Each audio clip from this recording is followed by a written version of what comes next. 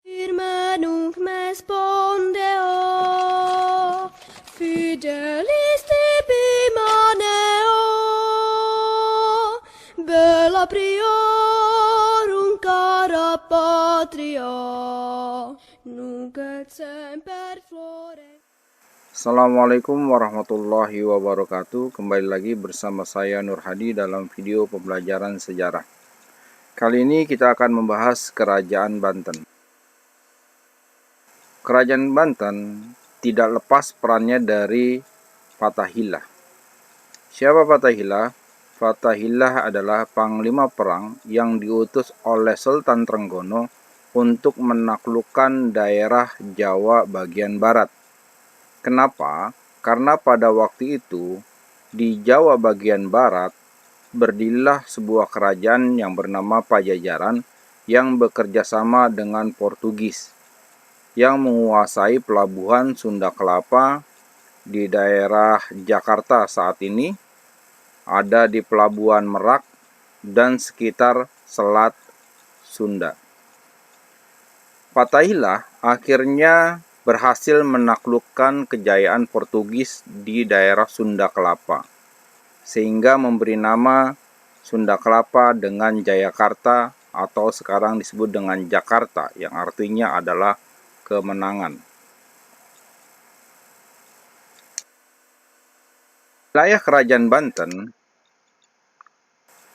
terdiri dari daerah seluruh Banten saat ini, seluruh Lampung, dan sebagian Jawa Barat bagian selatan.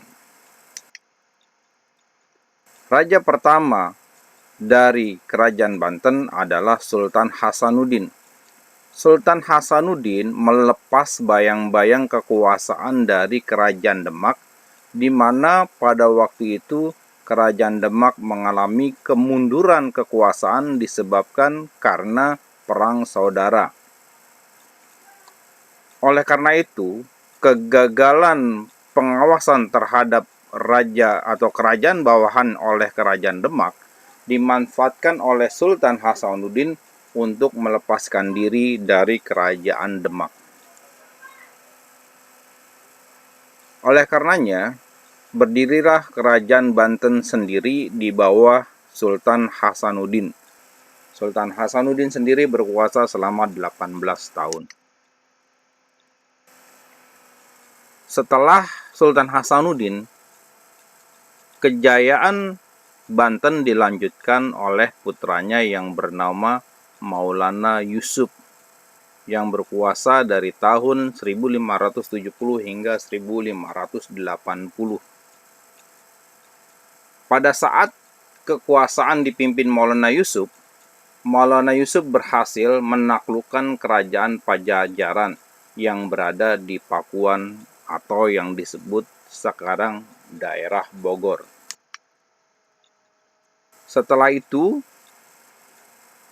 Maulana Muhammad sebagai anak Maulana Yusuf menggantikan tahta, namun pada waktu itu usia Maulana Muhammad masih 9 tahun, sehingga tahta kerajaan dipegang oleh Mangkubumi Jayanegara hingga beliau berusia cukup dewasa. Sekitar 16 tahun barulah kekuasaan Mangkubumi diserahkan kembali kepada Maulana Muhammad.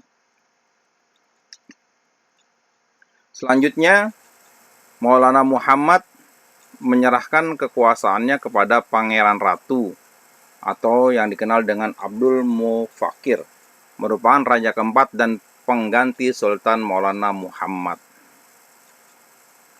Lebih muda lagi dari Maulana Muhammad, Pangeran Ratu diangkat pada usia 5 bulan, sehingga kepemerintahan dibantu oleh Mangkubumi Rana Manggala.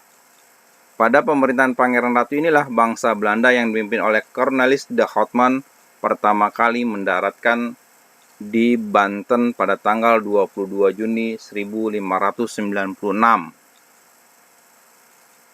Walaupun pertama kali datang ke Banten ditolak oleh Raja Banten. Selanjutnya kekuasaan Raja Banten dialihkan ke Sultan Ageng Tirtayasa. Sultan Ageng Tirtayasa lah yang membangun kekuasaan di Banten, yang sampai saat ini Banten memiliki peninggalan-peninggalan kebudayaan yang luar biasa dan dianggap sebagai raja yang paling berhasil mengelola Banten. Kerajaan Banten mengalami kemajuan yang sangat pesat. Bahkan Kerajaan Banten menjalin hubungan dengan negara luar seperti Mogul dan Turki. Namun, peninggalnya Sultan Ageng Tirtayasa itu mengalami kemunduran Kerajaan Banten karena pada saat itu Sultan Ageng Tirtayasa sedang berselisih dengan anaknya yang bernama Sultan Haji. Nah, Sultan Haji ini dibantu oleh VOC. Nah, VOC memanfaatkan situasi ini untuk mengendalikan atau mengambil alih Kerajaan Banten untuk dikuasai oleh VOC dengan tangan dari Sultan Haji. Bahkan Sultan Ageng Tirtayasa akhirnya tertangkap oleh VOC dan kekuasaan jatuh ke tangan Sultan Haji. Maka dari situlah Kerajaan Banten sulit untuk mengambil alih kekuasaan dari VOC karena VOC sendiri yang mengambil alih kekuasaan dan meletakkan politik untuk VOC dan sulit untuk diambil alih oleh keturunan Sultan Banten. Adapun peninggalan-peninggalan Kerajaan Banten diantaranya adalah Masjid Agung Banten yang sampai saat ini masih berdiri. Nah, masjid ini sampai sekarang masih dikunjungi oleh para penziarah, yang terutama mereka yang mencari cerita tentang sejarah itu seperti apa di Banten pada waktu itu, perkembangan Kerajaan Banten. Adapun juga orang-orang yang sengaja berziarah hanya untuk mencari keberkahan dari para pangeran sultan dari Banten tersebut. Nah, sampai saat ini pun itu masih berlangsung. Yang kedua adalah Danau Tasik Kardi. Artinya danau ini dibuat untuk pengairan sawah bagi rakyat Banten sehingga pertanian sangat subur di daerah Banten.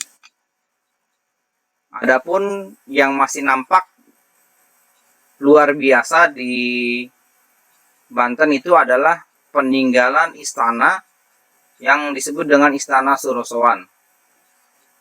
Ini hanya petilasan saja, belum atau tidak diubah seperti layaknya candi yang dibangun ulang. Tapi ini hanya dibiarkan seperti ini saja.